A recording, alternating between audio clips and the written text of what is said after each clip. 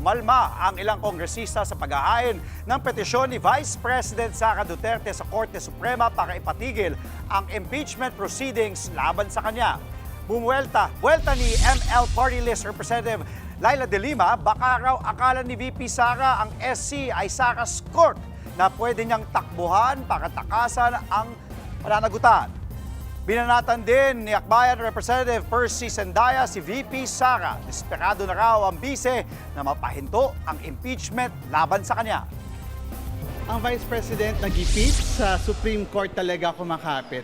Confirmed, wala talaga siyang balak harapin itong kaso. Desperado na sila, natatakot na lumabas ang ebidensya, natatakot na lumabas ang katotohanan. Kasi alam ni VP Sara, paglabas ng ebidensya, wala na siyang takas. Sa kabila ng petisyon sa SC, magpapatuloy daw ang impeachment hearing sa Kamara sa April 14.